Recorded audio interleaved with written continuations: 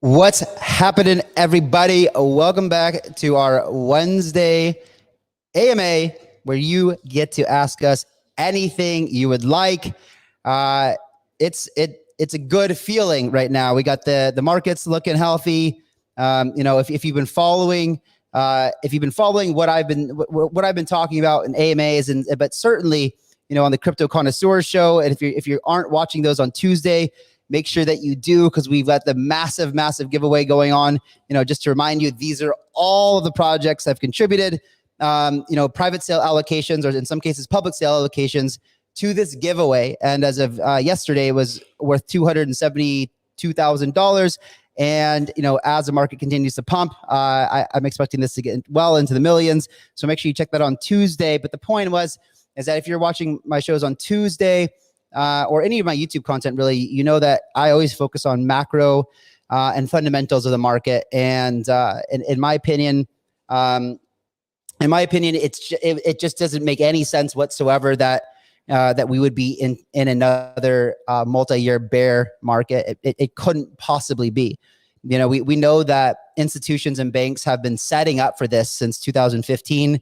We know that they've been building infrastructure and doing a bunch of stuff behind doors and preparing for this, and we also know that they're ready to adopt, ready to bring it on, and so and plus, not to mention the country's adopting it, and it being more popular than ever, and with and inflation, and with guys like Michael Saylor, making really good points that you cannot argue against, and guys like Raoul Pal and guys like Jack Dorsey, like some of these the smartest and most intelligent people that are respected in the technology industry. Look at Michael Saylor's stock 6x after he bought Bitcoin. It went from 6x, and on his stock price, and if you're a publicly traded company and you're watching what's going on with these talks, when you got Elon Musk, Michael Saylor, on a panel, and Kathy from ARK Invest, like you've got a lot of eyeballs, a lot of institutional eyeballs on that, and it just didn't make any sense that we would be into a multi-year bear, like every TA analyst and influencer was saying, and just put it. So anyway, that I mentioned that because it's kind of relevant to where we're at today and where we're headed. So we've had it's nice that we've had two really great launches on our launch pads, Ignition and ApolloX. The last two have been really great. So let's bring on. I'm going to bring on a couple guys. Wait, before we do that, I just wanted to tell you guys that we're going to be doing these every other week, and they're going to be a bit shorter, between 30 and 45 minutes. I just have an incredibly busy day, and in order not just to, we're going to try to make them as efficient as possible. So we're going to try to collect the questions, ahead of time, ask you guys in the morning, for example, on Twitter, and in the community to ask your questions, and then we'll pick them and try to answer them on the show. And I will still also pick a couple that I think are good in the comments on the side, so do participate. But we want to make this more efficient. Part of allowing us to scale and innovate is about freeing up my time and not making sure that every minute of my day is used in an efficient way. And so with that being said, I wanted to preface that. But a way that we could give you some more insight to the behind the scenes of what's going on at Paid Network, we decided to do basically weekly shows that give you a behind the scenes look, so you don't have to rely on these AMAs to see what's going on. You can actually see for yourself. So check out this little short trailer we got for our first upcoming behind the scenes of Paid Network.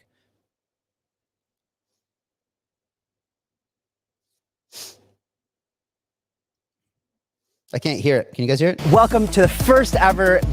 Oh my God, it's slow. Hold on. Let's try it again. Welcome to the first ever behind the scenes tour of Paid Network. What's happening, ladies and gentlemen? Welcome to another Tuesday edition of Crypto. Is it choppy on your guys' Dale and Jed? First ever behind the scenes tour, a paid network. Technical difficulties, you guys. Hold on. What's happening?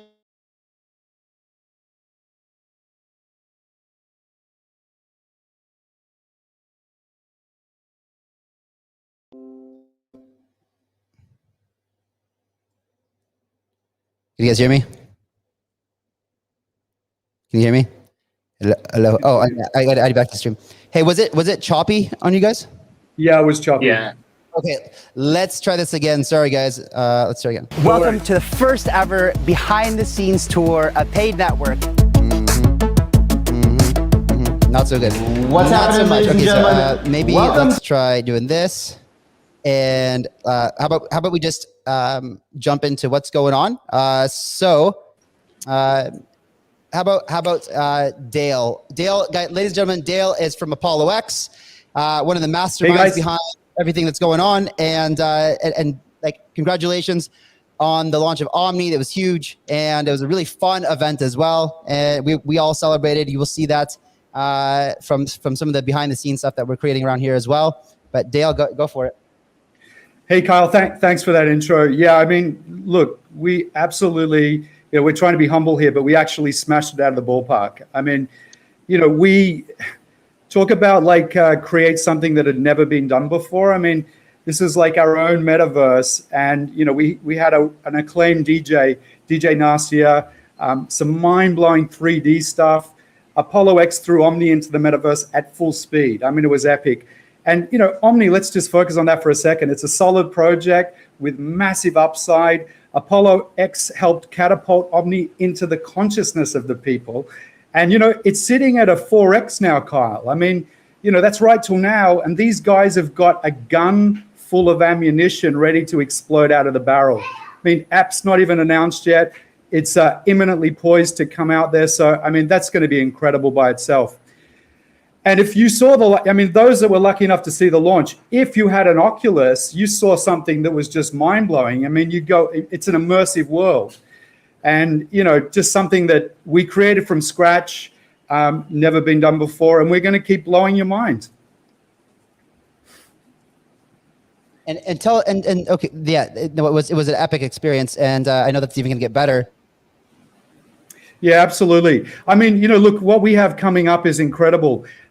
Drive. I mean, Drive launches on the 6th of August. I mean, talk about a groundbreaking, disruptive thing. It's like, you're talking about, pardon the pun, but Drive is an uber exciting project. One that's actually going to help level the playing field of the taxi business.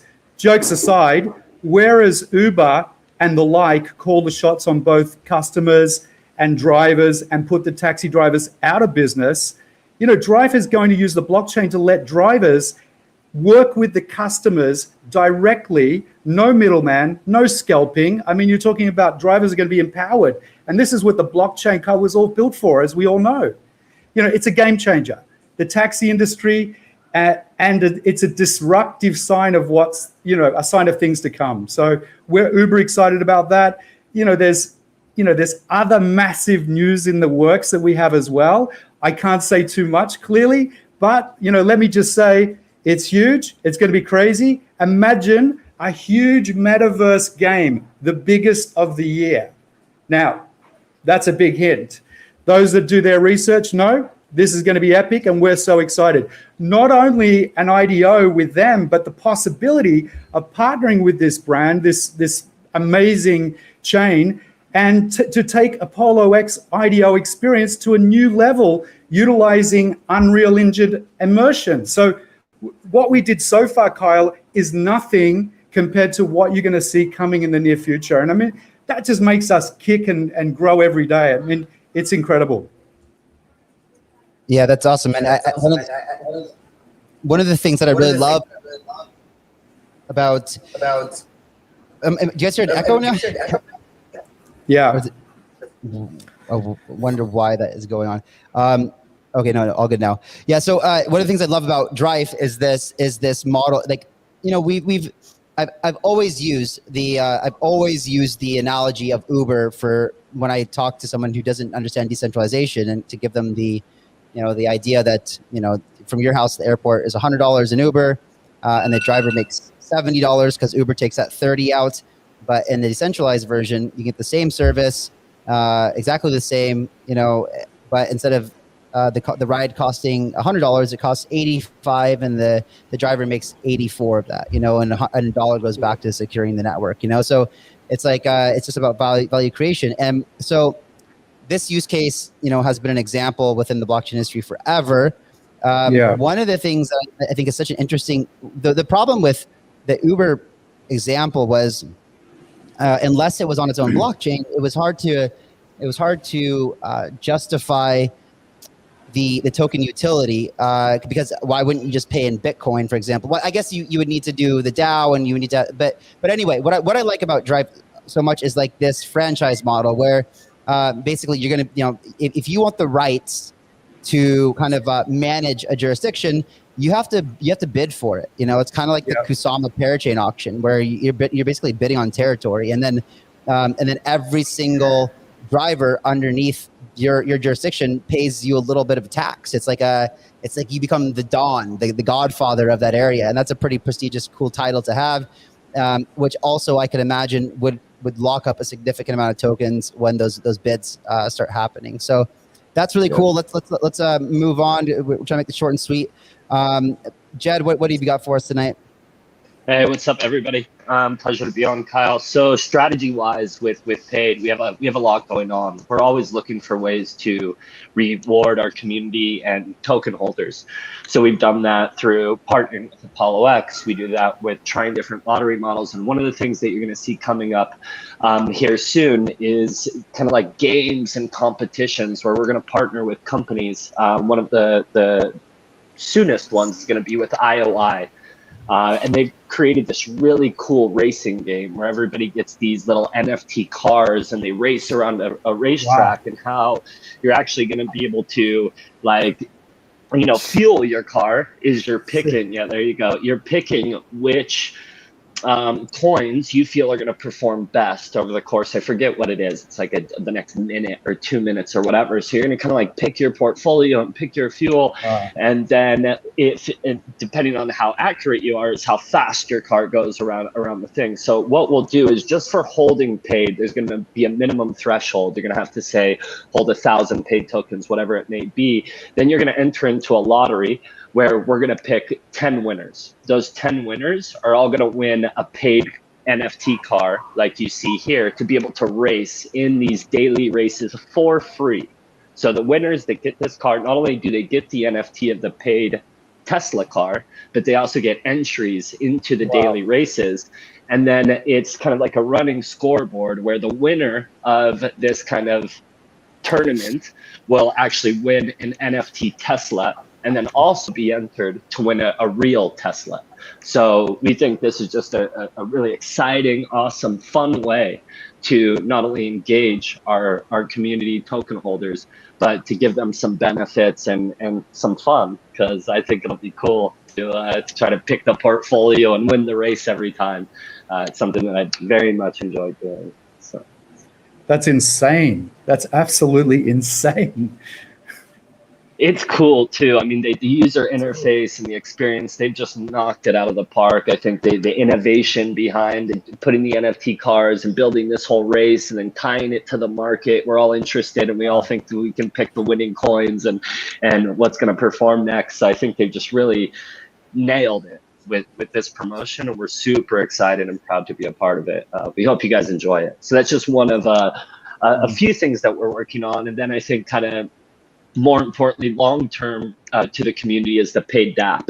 That's at the forefront of our focus strategically. We understand the importance behind it. It was critical for us to release Ignition and to capitalize on market conditions while we did. But, in the background, the core of paid. It has always been in our minds, and we're excited to be able to focus on that more than we have in the past. Again, kind of taking that step back for Ignition was the right move, 100%, and now we're excited to be able to shift that focus back to the paid Dapp. And we actually have, I call him the A team, led by a wonderful operator on our team. His name is Nick Fernandez.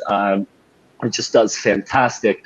This is the A team, so I picture Mr. T and all these guys rolling out in their big van, but they're coming to town to really hit it out of the park. We have a lot of exciting opportunities and initiatives to engage the legal tech sector. So there's this whole sector that's emerged recently that's all around legal tech and simplifying the process of the legal process and making it more efficient. It's overly cumbersome and overly complex, hence paid as a company and a platform. But this industry has the same goals we do. They're doing it without the blockchain, but I think probably like most of the world, it's probably a lack of familiarity of what's possible. So we're starting those conversations and starting to engage and explain how the blockchain can complement this entire legal tech sector, and for paid to be at the core of that. Awesome. Absolutely mind-blowing. So, yeah. So the reason initially that I brought up, my opinion of the state of the market is that, I understand that when we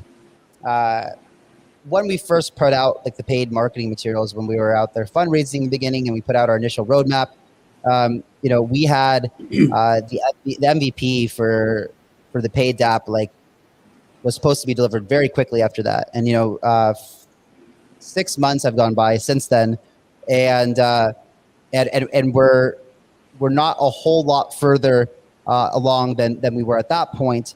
The reason is because we knew, like Jed was just saying, we knew in order for the paid Dapp to be incredibly useful, the paid Dapp needs to be complete. It needs decentralized arbitration. It needs escrow, insurance, arbitration, governance, things like that. And that is a pretty enormous task. And we also need it to be in its own native blockchain, which means that we need to build up the substrate environment, which we're working on. And so we knew that it would be a while before we were able to deliver the product that is on I would say, I guess you could say, like, quote unquote made now, even though it's a Dapp, but fully ready to go, where it's truly innovative and groundbreaking. The MVP is it's still useful, especially for those of us who are in crypto, because a lot of us in the industry are either independent contractors or we are startups, and so the cost, the overhead of all the initial costs that it takes to just get your company set up, the legal agreements, and then having your lawyer draft the kind of agreements that you need to have, sitting around, that if you need an advisor agreement, or you need a SAFT, or you need an NDA or a non-compete employment agreement, these kind of things that we all need in startups. There's really not an easy way to get these things, especially tailored for the crypto community, other than paying an attorney. And so, right off the bat, what our MVP is basically all of these standard agreements, drafted by a lawyer that has represented us the whole time, but also Binance and Ripple, IDEX, companies like this.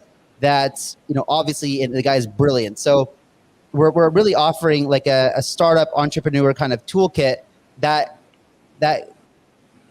allows us to stay in the spirit of blockchain. And instead of having it signed on a central third party like a DocuSign or HelloSign, we're signing it in an immutable blockchain. And that digital signature, is valid.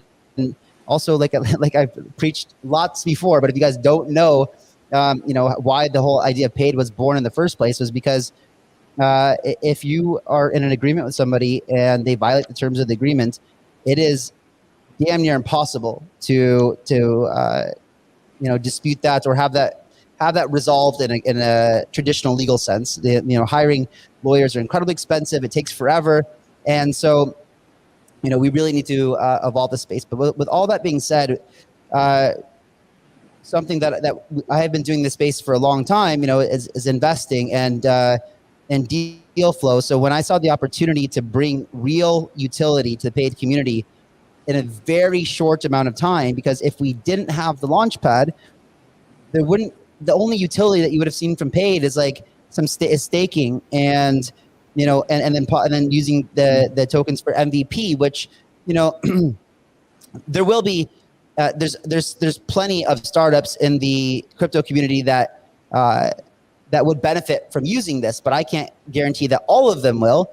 And even if a lot of them do, it's probably not going to have a tremendous amount of demand on the paid token in the MVP state. That needs to happen in the full-fledged model on a global scale, and it needs to be user-friendly for people outside of crypto, so we can really have people start using this. And that's why we're going to Substrate and having our own blockchain to make it as user-friendly as possible. But with all that being said, it made a lot of sense for us to pull developer resources, because we only have so many resources, away from focusing on the MVP for a while and put that on building out the launchpad. And that was a very good idea, and it became very lucrative for paid holders. If you were participating in paid IDOs, Ignition, like it was, and from a demand perspective, we had a tremendous amount of demand for the paid tokens because we went this route, and so that was a good decision for the community. Now, I understand that there has been some kind of, now that the markets have gotten quiet and and retail kind of like fell asleep or sitting on the sidelines, a lot of people got wrecked from the correction. I've told if you've been watching these AMAs for a while, I've been telling everybody that in a bear market, the first thing that is going to crash the hardest is going to be launch pads. That's why we're so much more than a launch pad. So it shouldn't be a surprise to anybody that that there was a big correction within paid, because most of the demand was for access to the launchpad, right? So, but I told you what I told you in the beginning of this AMA, because I believe that we only saw the little beginning of this next bull run. I still believe it's going to be insane, and if that's true, then launchpads will come back stronger than ever. And we still have a reputation of being one of the best, and that's because we have do incredible due diligence, and we've even evolved the token models to even do even better. So we felt it was really important to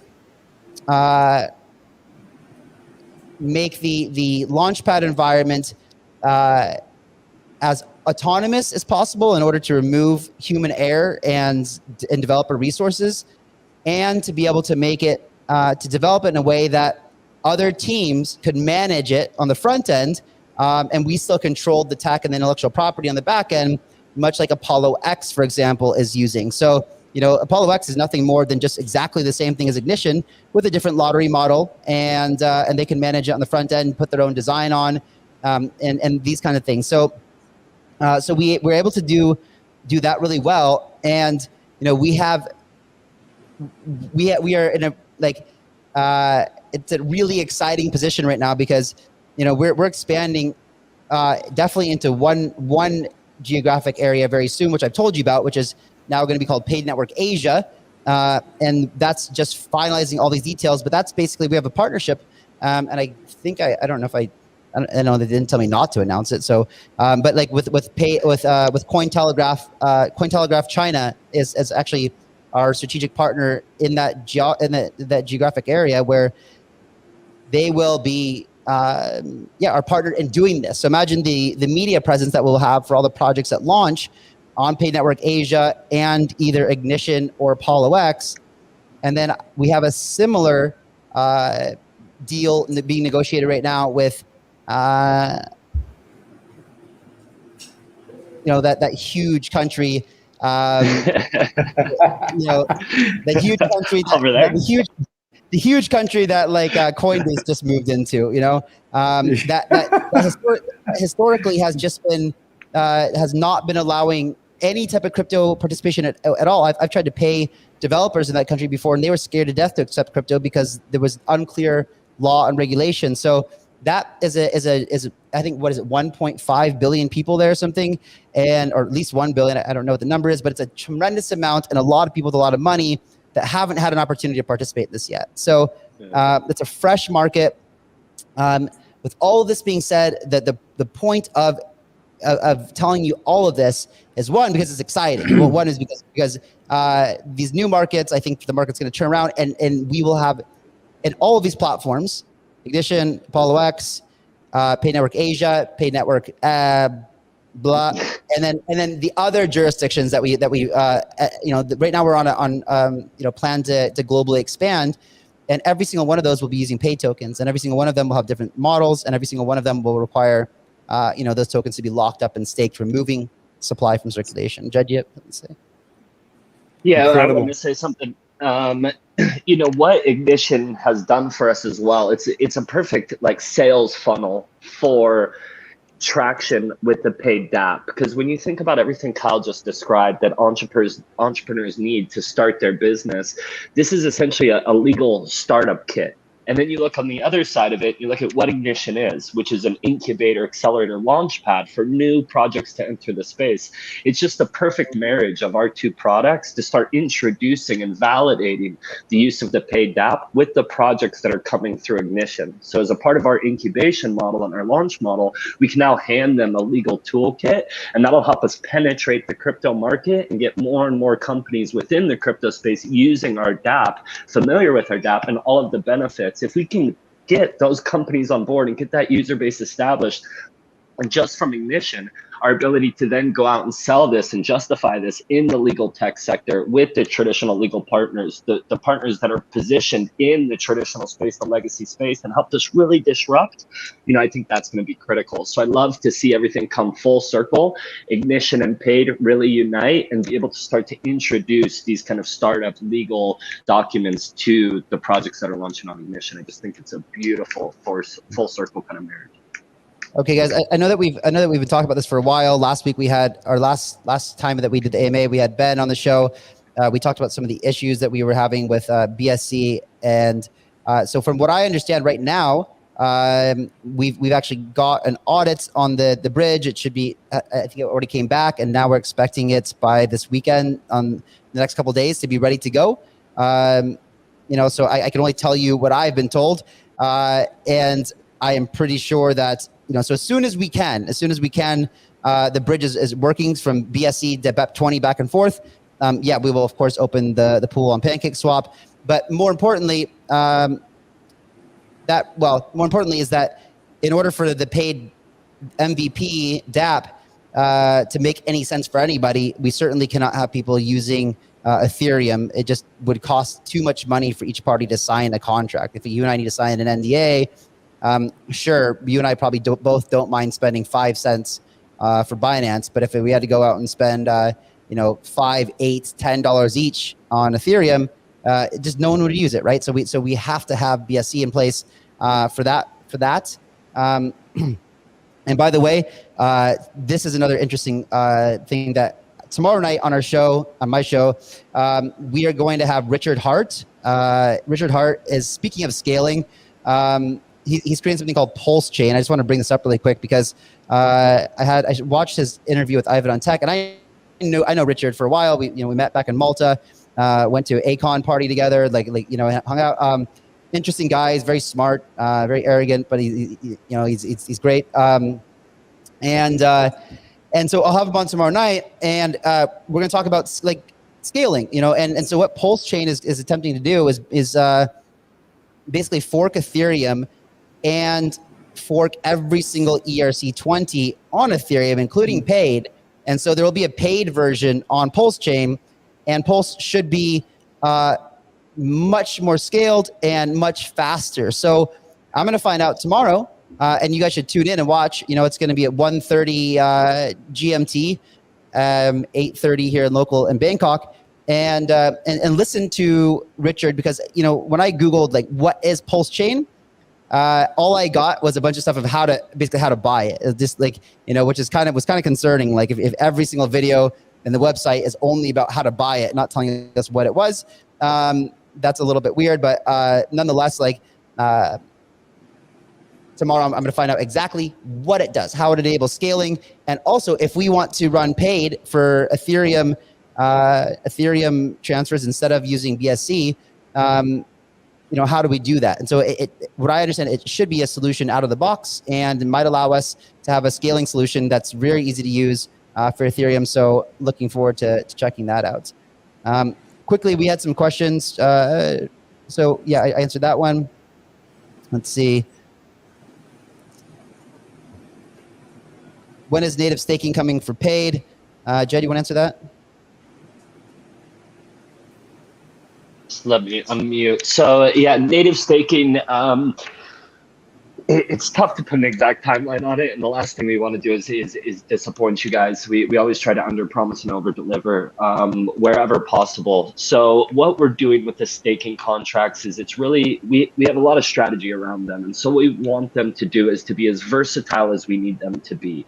We're going to do some exciting campaigns where if people stake their tokens for say 2 years, they'll get double the lottery entries into Ignition. If they do it for 3 years, they might get 4 times the entries, so on and so forth, to really incentivize that total value locked and add value to the long-term supporters who paid. But what this requires on the back end is a lot of flexibility and agility to modify the different staking arrangements to whatever we see fit.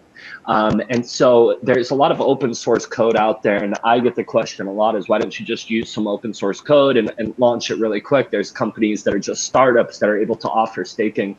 And what I have to remind people is these are very simple staking contracts. And if we wanted just simple staking, we can do that really easy and really quick, but we're not looking to just push a feature out the door. We're really forward thinking, and we're trying not to build what organizations can do is they build technical debt, is what it's called, by not doing things the right way. So when you have to circle back and redo something or modify something every time you want to do something different with it, it's by definition not scalable. So we are building paid for the long term. I think that's obvious with everything that we do. And in order to do so efficiently and be as responsible as we can with resources, we need to do things correctly at the beginning. Unfortunately, sometimes it takes a little bit longer, but in the end, it's worth it. And good things are worth waiting for. Patience is a virtue, all that sort of stuff. We will definitely have it, I would say, early Q4. I guess end of Q3. When is Q3? Just Jed as well. I mean, what you're saying there, ApolloX is basically exactly what you explained. We took our time, we did things properly. There was no stone unturned. I mean, we basically made sure that everything was methodical. And, proof's always in the pudding, right? ApolloX is a great example of what we do together, and, how you guys can grow the macro picture huge for paid holders. I mean, it's unbelievable. And that just goes back, thank you for that, exactly the point. The reason that Ignition has taken long and we haven't been able to circle back to the paid Dapp sooner is this infrastructure that Kyle was talking about, that Dale just alluded to. Is this has allowed us to go out to ApolloX, to go to Ignition Asia, to go to the Ignition new country very effectively, for us to be able to manage the back end, have operators on the front end. ApolloX, like you said, the proof is in the pudding. That thing works beautifully. And that's exactly what we plan to do with staking, the paid Dapp, and everything. So I would just encourage you all, if something's taking a little bit longer, please understand that we feel it's worth it. And we're taking that little extra time and looking at everything 2-3 times to make sure it's as amazing as possible by the time we put it in your hands. I think the other thing is that, we don't stop evolving, right? I mean, we just, like, every day within our own team, we want to grow it. We want to improve. We want to get better, have better launches, better technology, better dividend. We want to try and blow these things up so that everybody wins. And I think that, that's a really, really, salient point when we're talking about future moves as well. I mean, the Cointelegraph move is unbelievably huge for the company, huge for stakeholders. As I asked this question about on my Twitter about the COVID vaccinations because we are now at House of Dow, and it's exciting. It's filling up. More and more people are showing up here every week, and it's a lot of fun and it's exciting. We're just trying to. I was just trying to collect data and do some just kind of some polling because I wanted to know, how much of a barrier to entry would it be? Because in order to get into Phuket to come to House of Dow, you have to be vaccinated, not because we want you to, because Thailand has created a sandbox environment for Phuket, meaning that the rest of the country right now is going through basically their first wave. Like Thailand didn't really have a severe COVID situation the whole time, and then a couple months ago it started to kind of flare up, and now it's like full on. Like, and so in Phuket, you can fly directly in here with a vaccination, and you don't have to quarantine at all. And so I just wanted to understand, most people that I speak to in crypto don't want to get the vaccination. And, granted, I haven't asked a huge amount of audience, but it was leading me to believe that it would be a big barrier to entry to get people here. And the poll, I wish, and I think I'll ask the poll again. I wish I would have clarified that this poll was for people. I meant for this poll to be only answered by those people who are in crypto, because I think that obviously, every one of us who is in crypto have a different mentality and mindset, than anybody that's not. We're typically, much different than your average, mainstream type of person. So I don't know if this is an accurate representation of the crypto community because of the COVID-19 hashtag. And I don't know if that went out to a lot of people that were outside of the people that follow me or not. But I was quite surprised. The results is, results is 49.2% said they already got it. 30.5% said no way. 8% I'm planning on it, and almost 12% undecided. So majority, about half of the people have already got it. And so again, I might run this poll again, but there was a lot of votes. It was 2,090 people had actually voted on it. So that's why I asked that question. And because we'd love to get people here. And then Big Worm, I said, for long-term staking, why not reward and pay tokens? So there will be there's addition. So it's not only extra upside or allocation in the IDOs, but we also will have APY as well. And the longer that you stake, the higher the APY will be. So we're really going to try to make the most incentive for the long-term believers, the guys that really, really believe in us long-term. We will offer the best opportunities. Okay, let's see. Is there anything else? We're trying to keep this at 30 minutes. We're now at 38, but I just feel like 30 minutes is so short. It is. Yeah. So this is a good question, and so it's not. So we're not doing paid China. It's paid network Asia, and so that covers all Asian countries, demographics. So really what our narrative is right now is that we are expanding in different geographic locations and working with strategic partners in those locations to bring our products into those jurisdictions, because we believe that they understand the local communities better than we do. So that's what I can say about that. Even though it's basically the guys who operate Cointelegraph China that are the partners in that location.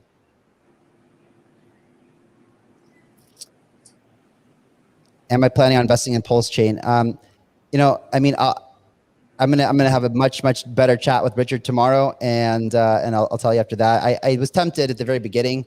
If it takes off, it could take off. It could be as popular as BSC. It's why not? Like everyone needed a solution for scaling and stuff like that, and BSC gave them that, and we saw how many people fled from ERC20s to BEP20s, and I believe that we could see something similar with Pulse, so it's possible.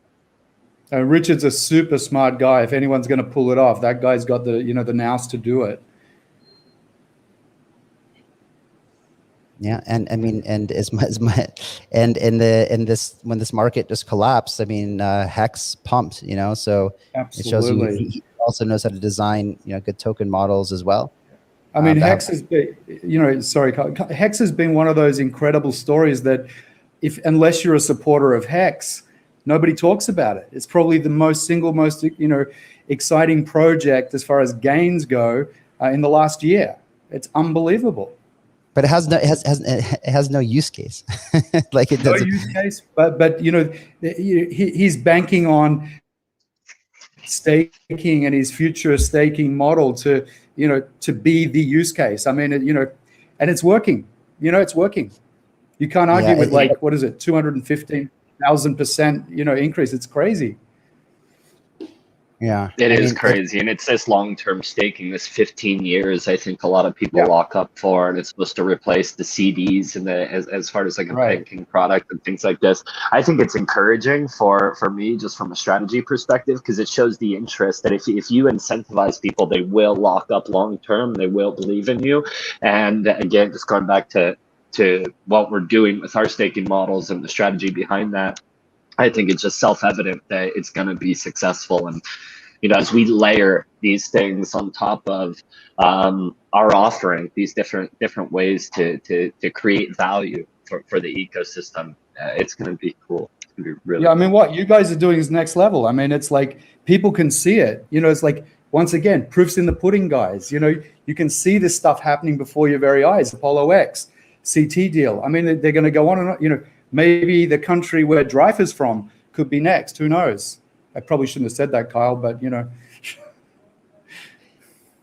Yeah, guys. So I will be doing the interview with Richard from, like, the reason I did it is literally because I didn't find out of just Googling and on YouTube, I couldn't find any video or anything that just like told you exactly how he was going to fork it, how someone like us, Paid Network, would use the forked version, how he's going to, improve throughput and scaling, how he was going to reduce the energy output. I know that he's going to switch to proof of stake, but how is he doing that? What are the rules? Like these are all the questions that I want to find out.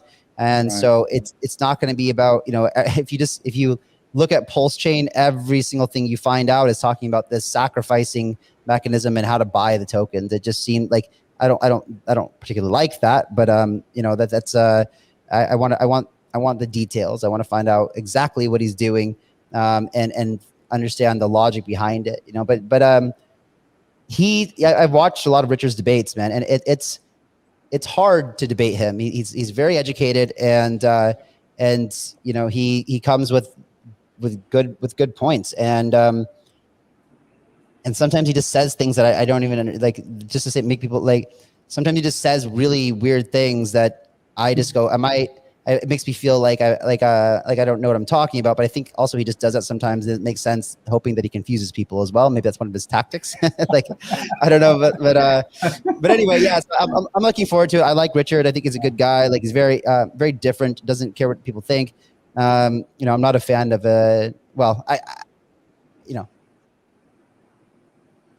all good. People can do what they want with their money.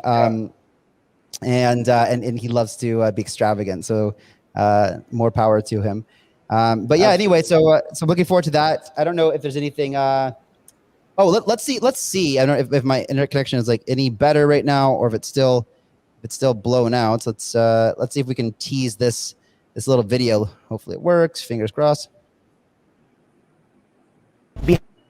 Behind the scenes tour of Paid Network.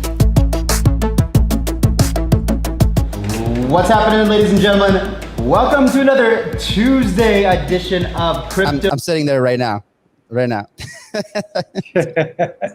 Connoisseurs.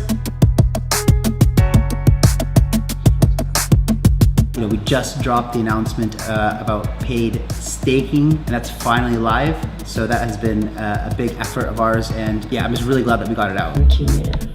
As you set the destination, I am your navigator. Omni launch on ApolloX. That's what we were doing right there. So we're talking about it. We were all at Jed's villa. We put up the projector, and we were there watching the live stream, hanging out. Everyone with their laptops out, just paying attention to everything. It was a lot of fun. Did anyone have It's an interesting Oculuses? situation. Today was a bloody day in the markets, and we have been, in a downward trend. And that's what we talked about a lot on the show.